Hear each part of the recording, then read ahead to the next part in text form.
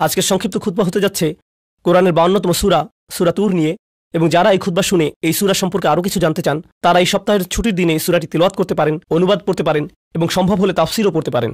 আল্লাহ অনেক সূরার মধ্যে এই বিচার দিবস সম্পর্কে বর্ণনা করেছেন এবং এটি সেই সব সূরাগুলোর মধ্যে একটি, বিচার দিবসের বর্ণনা করার মাধ্যমে। এবং অবশ্যই আমরা জানি বিচার দিবসে কি হতে পারে। একটি স্থানে আল্লাহ বলেন ওয়াকুনতুম আযওয়াজান সালাসা, এখানে মানুষ দুটি দলে ভাগ হয়ে যাবে, কিন্তু আপনি তার তিনটি দল বলতে পারেন, মৌলিকভাবে বিশ্বাসী, অবিশ্বাসী এবং বিশ্বাসীদের এলিট শ্রেণী। সূরাতুল ওয়াকিয়াতে বিশ্বাসীদের ভিআইপিদের নিয়ে বর্ণনা করা হয়েছে, কিন্তু মৌলিকভাবে বিশ্বাসী এবং অবিশ্বাসী এবং যারা ভুল দিকের মানুষেরা তাদের প্রত্যেককে সবসময় অবিশ্বাসী হিসেবে বলা হয়নি। প্রত্যেকবার আল্লাহ তাদের একটি নতুন বর্ণনা দিয়েছেন যাতে আমরা সেখান থেকে নতুন কিছু শিখতে পারি এবং আমাদের কি এড়িয়ে চলা উচিত তা আমরা জানতে পারি। তাই আল্লাহ শুধু বলেননি যে তারা কুফফার, বেশি নয়, আল্লাহ তাদেরকে আলাদা আলাদাভাবে বর্ণনা করেছেন। প্রত্যেক বর্ণনায় আমাদের জন্য শিক্ষা রয়েছে এবং এই সূরায় বিচার দিবসে যারা বিপদে পড়তে চলেছে তাদের নিয়ে একটি খুব নির্দিষ্ট বর্ণনা রয়েছে। আল্লাহ আমাদের কাউকে তাদের অন্তর্ভুক্ত না করুন। এবং আমি এই সূরায় আল্লাহ তাদের যে বর্ণনা দিয়েছেন এবং তাদের বিপরীত দিকের মানুষ সম্পর্কে যে বর্ণনা দিয়েছেন তার উপর বিশেষ দৃষ্টি দিতে চাই। আল্লাহ বিচার দিবসের শুরুর দিকের বর্ণনা করছেন এভাবে, ইয়াউমা তামুরুস সামাউ মাওরা ওয়া তাসিরুল জিবালু সাইরা, আকাশ পরিবর্তন হচ্ছে, পাহাড় নড়তে শুরু করেছে, পৃথিবী আর দেখতে যেমন ছিল তেমন থাকছে না, মানুষেরা কবর থেকে বের হয়ে আসছে। এবং এখন আল্লাহ বলেন ফাওয়াইলু ইয়াউমা ইযিল লিল মুকাযযিবিন, যারা সত্যকে মিথ্যা বলতো তাদের জন্য সেই দিন কত বিধ্বংসী আর কত ভয়ঙ্কর হবে যারা সত্যকে মিথ্যা বলতো। আল মুকাযযিব, যে কেউ তাদের কোনো সত্য বলে এবং তারা বলে না না এটা সত্য নয়, তারা সত্য অস্বীকার করে বা তা মিথ্যা বলে অথবা তা মিথ্যা মনে করে। তাদের মধ্যে প্রথম সূক্ষ্ম বিষয় যা আমি আপনাদের সাথে শেয়ার করতে চাই তা হলো ইকাযযিব এবং মুকাযযিব। একজন ইকাযযিব হচ্ছে মিথ্যাবাদী, মুকাযযিব তার মধ্যে বেশ কিছু বিষয় আছে। প্রথম বিষয়টি হচ্ছে একজন ব্যক্তি যখন সত্যের সম্মুখীন হয়, যখন আপনি সত্য শোনেন, আমি সত্য শুনি এবং আমি তা গ্রহণ করতে চাই না এবং আমি বলি না এটা সত্য নয় এবং আমি শুধু এটা প্রত্যাখ্যান করি, এখন আমি একজন ইকাযযিব নই, আমি একজন মুকাযযিব। তাহলে প্রথম বর্ণনা হলো সত্যকে প্রত্যাখ্যান করা। মুকাযযিব সম্পর্কে দ্বিতীয় জরুরি বিষয়টি হচ্ছে আমি শুধু তা প্রত্যাখ্যানই করিনি, আমি আমার চারপাশের সবাইকে বলছি এটা মিথ্যা। এটা হতে পারে দাওয়া, যেখানে আপনি সবাইকে সত্যের পথে আমন্ত্রণ করছেন। মুকাযযিব হচ্ছে সে যে সত্য গ্রহণ করে না এবং সবাইকে সত্যকে মিথ্যা বলে গ্রহণ করতে নিষেধ করে। তারা একটা নেগেটিভ ক্যাম্পেইন করে এবং তারা একটা বাতিল ক্যাম্পেইন করে, মানে তারা শুধু নিজেরাই সত্যকে প্রত্যাখ্যান করে না, তারা অন্যদেরকেও সত্যকে মিথ্যা হিসেবে গ্রহণ করতে কনভিন্স করে, তারা মিথ্যাকে ছড়িয়ে দিতে চেষ্টা করে, তারাই মুকাযযিব। এটাই হচ্ছে প্রথম বর্ণনা। আমি যা শিখি তা হলো আমি যখন কোনো সত্য শুনি, তা যে কোনোভাবেই হোক না কেন, সেটি একটি শিশু থেকে শুনতে পারি, সেটা একজন মুসলিম থেকে শুনতে পারি, তা আমি যে ব্যক্তিকে পছন্দ করি বা পছন্দ না করি তার থেকে শুনতে পারি, যদি সত্য হয় আমি তা প্রত্যাখ্যান করব না, আমি তা প্রত্যাখ্যান করব না। লোকেরা কেন সত্যকে প্রত্যাখ্যান করে? কারণ শুধু এটা নয় যে তারা খারাপ মানুষ। এর কারণ হলো, উদাহরণস্বরূপ মহানবী সাল্লাল্লাহু আলাইহি সাল্লামের চাচা আবু তালিব সত্যকে গ্রহণ করেননি, তিনি সত্য গ্রহণ করেননি। কিন্তু প্রশ্ন হলো কেন তিনি সত্য গ্রহণ করেননি? কারণ যদি তিনি তা গ্রহণ করেন তার জীবনে অন্যান্য রাজনৈতিক সমস্যা ঘটতে পারে, তার মানুষের সাথে ব্যবসা আছে, তারা ব্যবসা প্রত্যাহার করতে পারে, তার অনেক সামাজিক সম্মান আছে, তার সামাজিক সম্মান ব্যাহত হতে পারে, তার পরিবারে অনেক সমস্যা হতে পারে। তিনি এই সব বিষয়গুলো দেখে বলেন আমি জানি এটা সত্য, কিন্তু আমি তা গ্রহণ করতে পারি না, কারণ তার মূল্য অত্যন্ত বেশি, আমি এর জন্য এত মূল্য দিতে পারি না, আমি এটা করতে পারি না। এবং এটা শুধুমাত্র আবু জাহল, আবু তালেব এবং আরও অনেকের সাথে হয়নি, আমি এবং আপনি, যদিও আমরা মুসলিম, তবে মুসলিমদের মধ্যেও এমন হতে পারে। আমরা শুধু বলি লা ইলাহা ইল্লাল্লাহ, আমরা আল্লাহকে একমাত্র উপাস্যরূপে গ্রহণ করে নিয়েছি, আমরা মুহাম্মদ সাল্লাল্লাহু আলাইহি সাল্লামকে নবী বলে গ্রহণ করে নিয়েছি, কিন্তু ইসলামের অভ্যন্তরে আমাদের পরিবারের কেউ এসে আমাদের কিছু সত্য বলতে পারে এবং যদি আমরা তা গ্রহণ করি তাহলে আমাদের বাবা তা পছন্দ করবেন না, অথবা আমাদের ভাই তা পছন্দ করবে না, অথবা যদি আমরা তা গ্রহণ করি আমাদের ব্যবসা ছেড়ে দিতে হতে পারে, অথবা আমাদের কাউকে টাকা ফেরত দিতে হতে পারে, একটি মূল্য প্রদান করতে হবে। তাহলে আমরা সেই সত্যের সাথে কি করি? না এটা সত্য নয়, না না সেটা ঘটেনি। তাকযীব হচ্ছে রিসালাত, ঈমান, আল্লাহ, এইগুলোই তাকযীব। আপনি প্রতিদিনই তাকযীব করতে পারেন। এবং আপনি জানেন ইংরেজিতে একটা কথা আছে, বেস্ট ডিফেন্স ইজ অফেন্স। ঠিক আছে, আপনি সত্য গ্রহণ করছেন না, আমি সত্য গ্রহণ করছি না, কিন্তু তার জন্য আমাদের একটু খারাপ লাগছে, যাতে আমার একটু ভালো লাগে তাই আমি সবাইকে গিয়ে বলি না না না এটা সত্য নয়, আমি এটা গ্রহণ করতে পারছি না কারণ এটা ভুল। কিন্তু আপনি আপনার ভেতর থেকে জানেন যে আপনি ভুল, কিন্তু নিজেকে ভেতর থেকে একটু ভালো লাগানোর জন্য সত্যকে মিথ্যা বলে প্রচার করছেন। এভাবেই আপনি আপনাকে ডিফেন্ড করছেন। এটাই হচ্ছে বিচার দিবসে এক ধরনের মানুষের বর্ণনা, যারা সেদিন তারা যা করত সেটা লুকাতে পারবে না। ওয়াইলু ইয়াউমা ইযিল লিল মুকাযযিবিন। এরপরে আল্লাহ তাদের সম্পর্কে দ্বিতীয় বর্ণনা দেন এবং সূরাটির খুব ইন্টারেস্টিং ব্যাপার এখানেই। আপনি ভাববেন আল্লাযীনা কাযযাবু বির-রিসালাহ কাযযাবু বিন-নবী কাযযাবু বিন-নার আল্লাযীনা কাফারু বিন-নার, যে আল্লাহকে অবিশ্বাস করে, যে মহানবী সাল্লাল্লাহু আলাইহি সাল্লামকে মিথ্যাবাদী বলে, যে আল্লাহর বাণীকে মিথ্যা বলে। না, এখানে বর্ণনাটি হচ্ছে আল্লাযীনা হুম ফী খাউদিন ইয়ালআবুন, তারা ডুবে যায়। আমি এটা ইংরেজিতে ভালো ট্রান্সলেট করতে পারছি না। আরবি শব্দ হচ্ছে খাউদ, তারা খাউদে ডুবে যায় এবং সেখানে খেলতে থাকে। খাউদ। তাহলে চলুন আমি আপনাকে এই শব্দ খাউদ এর উৎপত্তি এবং এর অর্থ সম্পর্কে ব্যাখ্যা করি এবং আমরা এই শব্দ থেকে কি শিখতে পারি দেখি। ইস্তিখাদ আল মা, এই শব্দের মূল অর্থ হলো আপনি কোনো জিনিসকে পানিতে ডুবান। যখন আপনি কোনো প্রাণীকে পানিতে ডুবান, এটাই হলো ইস্তিখাদা। যদি আপনি পানিতে হাঁটেন এবং আপনার জামাটা হাঁটু পর্যন্ত পানিতে ভিজে যায়, খাউদিল মা, আর আপনি পানিতে নিজেকে ডুবিয়ে ফেললেন, আর যখন আপনি পানিতে নিজেকে ডুবিয়ে ফেলেন, তারা বলে থাকে ইখতাদ আল মারআ, যেমন একটি পশুর চারণ ক্ষেত্র, যেখানে ভেড়া এবং ছাগল চড়ে বেড়ায়, সেখানে অনেক ঘাস, তারা অনেক ঘাস খেতে পারে। যদি সেখানে অনেক ঝোপঝাড় থাকে, এখন যদি পশুরা সেখানে যায় তাহলে সেই ঝোপঝাড়ে আটকে যাবে। তার মানে হলো চারণভূমিতে খাউদ আছে। চলুন এখন মিখওয়াদ শব্দটি নিয়ে কথা বলি। আগের দিনগুলোতে যখন তারা কোনো পানীয় পরিবেশন করত, একটা বড় চামচ ব্যবহার করত। তারা চামচটিকে পাত্রে ডুবিয়ে পানি ঢেলে দিত এবং তারা একটি মুক্তার জন্য এই শব্দটি ব্যবহার করত, কারণ মুক্তা পাওয়ার জন্য আপনাকে পানির গভীরে যেতে হবে। তারপরে এই শব্দটি অলংকারিকভাবে ব্যবহার হয়েছে। তারা এই শব্দটি এভাবেই ব্যবহার করত, ফাখাদা ফিল কালাম। যখন আপনি একটি বিষয়ের গভীরে যাবেন এবং এই বিষয়টি নিয়ে কথা বলতেই থাকবেন, মানে আপনি ওই বিষয়টিতে ডুবে আছেন। যেমন কিছু লোক বা আপনাদের মধ্যে কেউ গেম খেলেন, অনলাইন গেম খেলেন এবং তারা সবসময় গেমের মধ্যে থাকে, তারা গেমে ডুবে থাকে। কেউ কেউ গাড়ি পছন্দ করে, তারা সবসময় গাড়ি নিয়ে কথা বলে, গাড়ি নিয়ে চিন্তা করে। তাদের ফোনের ওয়ালপেপার গাড়ির ছবি, তারা সবসময় গাড়ির আপডেট দেখেন। এই ব্যক্তিটি গাড়িতে খাউদ হয়ে আছে। খাউদের প্রধান অর্থ হল কিছুতে পুরোপুরি ডুবে থাকা। আধুনিককালে এই শব্দটিকে কোনো কিছুতে আসক্ত হওয়ার জন্য ব্যবহার করা হয়। নেশা, যখন কেউ কিছুতে আসক্ত হয়, এটি খুবই আকর্ষণীয়, কারণ এই বিষয়ে বইও লেখা হয়েছে। আপনি এজ অফ অ্যাডিকশন নামে একটা বই খুঁজে দেখতে পারেন। এই যে সময় আমরা বসবাস করছি, এটি একটা নেশার যুগ। আগে লোকেরা মদের নেশা সম্পর্কে কথা বলতো। যারা জুয়া খেলে তারা একবার নয়, বারবার ফিরে আসে। তারা তাদের বাড়ি হারায়, পরিবার হারায় এবং তারা এটা বন্ধ করতে পারে না। মাদক একটি নেশা হতে পারে।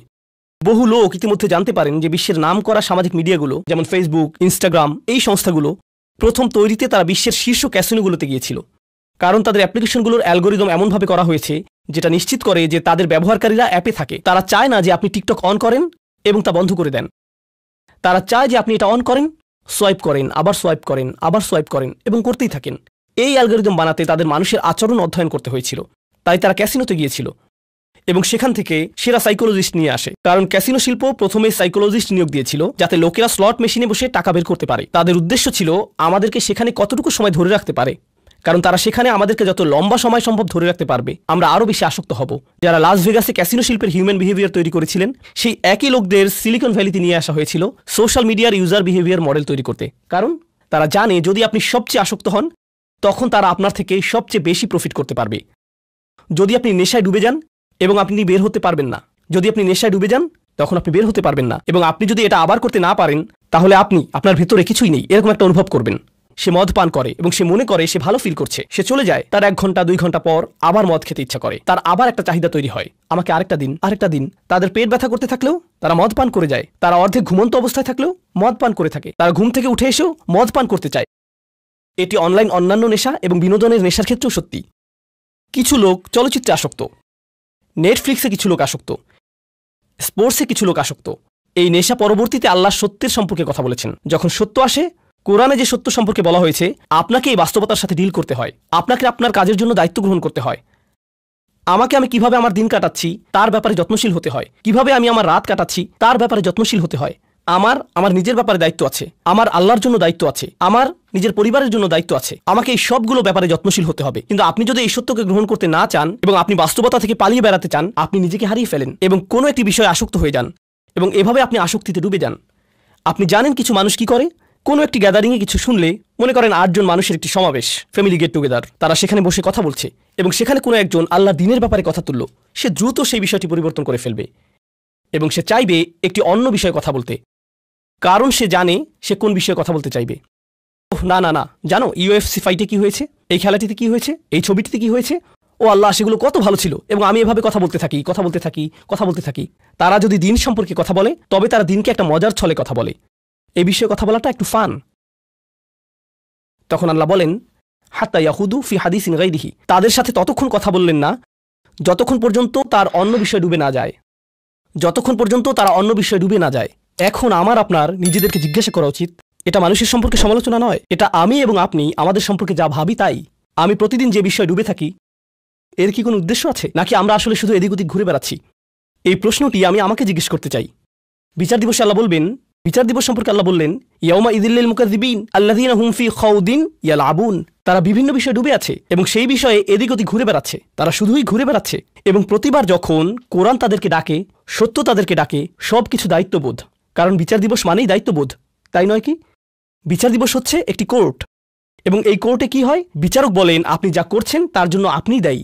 আপনাকে কোর্টে নিজেকে উপস্থাপন করতে হয়, এবং যারা জানে যে তাদের সামনে একটি বিচারের দিন আসছে, তাদের জন্য একটি বিচার অপেক্ষা করছে, তারা সেই বিচার দিনের জন্য প্রস্তুতি গ্রহণ করে। এটাই এই জীবনে হয়, এটাই বিচার দিবসের জন্য সাধারণ যুক্তি। কিন্তু যেই ব্যক্তি সেই ট্রায়ালের জন্য প্রস্তুত নয়, তারা শুধু খেলে বেড়াচ্ছে, তারা গেমে আসক্ত, তাহলে তারা সেই বিচার দিনে খুবই বিপদে পড়বে। এবং কেউ কেউ বলে, এই বিচার দিবস আগামীকাল, বিচার দিবস আগামী সপ্তাহে, তাড়াতাড়ি এই দিনের জন্য প্রস্তুতি গ্রহণ করো। কিন্তু আপনি তৈরি নন, আপনি আপনার কাজ শেষ করেননি, সেই দিন কি আপনার বিপক্ষে হতে যাচ্ছে? আরে যান, আমাকে খেলতে দেন। এটা সত্য নয়। ওহ, এই মানুষগুলো খুব বেশি, আসলেই খুব বেশি, তারা খুবই নেতিবাচক, আমাকে আমার মতো থাকতে দিন। আপনি জানেন, এমন একটা সময় ছিল যখন দার্শনিকরা ক্যাপিটালিজম, কমিউনিজম, অ্যাথিজম এইগুলো নিয়ে কথা বলতো। এখন আমরা একটা নতুন পৃথিবীতে, আপনার ইমোশনই আপনার নতুন ধর্ম। আমাকে একটু ভালো থাকতে দিন তো, আমি শুধু ভালো থাকতে চাই, আমাকে আমার মতো থাকতে দিন। আপনি জানেন, বিচার দিবসে আল্লাহ এমন একটি বর্ণনাই দিয়েছেন, আল্লাযীনা হুম ফি খাউদিন ইয়ালআবুন, যখন কোনো মানুষ কোনো কিছুতে ডুবে যায় তখন সে আর অন্য কিছুতে যেতে চায় না, সে ওখানে আটকে পড়ে, তারা একই জায়গায় থাকে। যখন কোনো মানুষ কোনো কিছুতে আসক্ত হয়, তখন আপনি তাকে 1 বছর আগেও যেখানে দেখেছেন এখনও ঠিক সেখানেই দেখবেন। আপনি জানেন, যখন মানুষ কোনো কিছুর পরিবর্তন করে না, আল্লাহ তাদেরকে পরিবর্তন করেন। আল্লাহ বলেন, ওয়াল্লাযীনা ইয়াওমা ইউদআউনা ইলা নারি জাহান্নামা দাআ, তখন আল্লাহ তাদেরকে জাহান্নামের আগুনের দিকে ঠেলে দেন। তাদেরকে ঠেলে দেওয়া হয় কারণ তারা নিজেরা নড়ে না, তারা যেতে চায় না। হাযিহিন নারুল্লাতী কুনতুম বিহা তুকাযিবুন, এই হচ্ছে জাহান্নাম যাকে তোমরা মিথ্যা বলতে। আফাসিহরুম হাযা, যদি আমি বলি এটা কি জাদু? আও আনতুম লা তুবসিরুন, তুমি কি দেখছো না? কারণ আমি কোনো আগুন দেখতে পাচ্ছি না। হে আস্তাগফিরুল্লাহ বলো, এগুলো করো না। আমাদেরকে আল্লাহকে ভয় করা উচিত, আমাদের বিচার দিবসকে ভয় করা উচিত। ও হ্যাঁ, আমার আগুন ভয় করা উচিত, কিন্তু আমি তো কোনো ধোঁয়া দেখতে পাচ্ছি না, আমি তো তাপমাত্রা বাড়তে দেখছি না। আল্লাহ বলেন এটা মিথ্যা। যখন বিচার দিবস আসবে, আও আনতুম লা তুবসিরুন, তুমি এটা দেখবে না। ইসলাউহা ফাসবিরু আলা তাসবিরু সাওয়াউন আলাইকুম ইন্নামা তুজজাউনা মা কুনতুম তা'মালুন, এখন যাও এর ভিতর এবং এটা উপভোগ করো। তুমি এটা সহ্য করতে পারো বা না পারো, এটা কোনো ব্যাপারই না, এটার এখন কোনো মূল্যই নেই। আমি এখন এই খুতবাটিকে ছোট করে আনতে চাই। অন্যদিকে এই মানুষের বিপরীত দিকে কিছু মানুষ থাকবে যারা বিচারের দিনে কোনো ধরনের বিপদে পড়বে না। আল্লাহ বলেন, ইন্নামাল মুত্তাকিনা ফি জান্নাতিন ওয়া নাঈম, যে মানুষের তাকওয়া ছিল তারা জান্নাতে যাবে এবং সেখানে আরাম করবে। আয়াতের পরবর্তী অংশটি হচ্ছে জান্নাতের বর্ণনা। এটা নিয়ে হয়তো পরবর্তীতে কখনো কথা বলবো, কিন্তু আমি চাই আপনারা এই বিষয়টি নিয়ে চিন্তা করুন। মুত্তাকিন বলতে আসলেই কি বোঝায়? মুত্তাকিন শব্দটা আমরা সবসময় শুনে থাকি আমাদের তাকওয়া থাকা উচিত, আমাদের তাকওয়া থাকা উচিত। তো তাকওয়া শব্দটি এসেছে ওয়াকায়া শব্দ থেকে।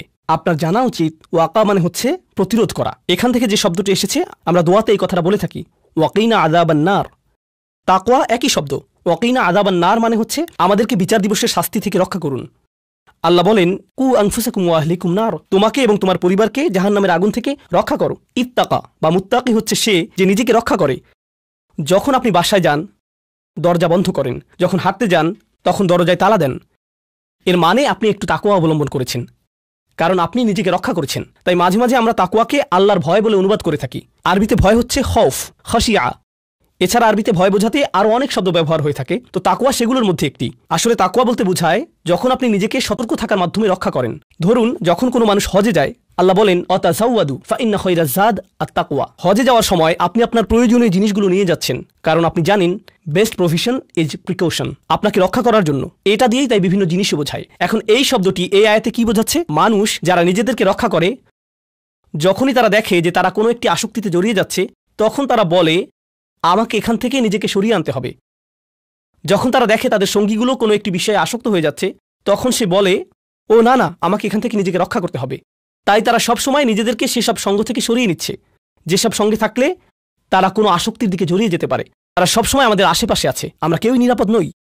মুত্তাকিন শব্দটি ব্যবহার করার মাধ্যমে এমন মানুষকে বোঝায় যে সব সময় সতর্ক, তারা কখনোই বিশ্রাম নেয় না, তারা সব সময় একটা প্রতিরক্ষা বলয়ের মধ্যে থাকে। তারা জানে যদি তারা এভাবে না থাকে তাহলে স্লিপ করতে পারে। ইন্নাল মুত্তাকিনা ফি জান্নাতিন ওয়া নাঈম। এই কারণেই আমি তোমাদেরকে জান্নাত দেব উপহার হিসেবে। তাহলে আমাদেরকে এখন থেকে খুব সতর্কতার সাথে থাকতে হবে। আমার মনকে বোঝাতে হবে যেন আমি যে কোনো সময় পিছলে যেতে পারি, আমি ভুল করতে পারি, আমাকে তারপরে সেখান থেকে ফিরে আসতে হবে এবং আরো বেশি সতর্ক থাকতে হবে। যদি আমি পিছলে যাই তাহলে আবার আমাকে ফিরে আসতে হবে। এটি একটা চলমান প্রক্রিয়া। এগুলোর শেষে আল্লাহ বলেন ফি জান্নাতিন ওয়া নাঈম।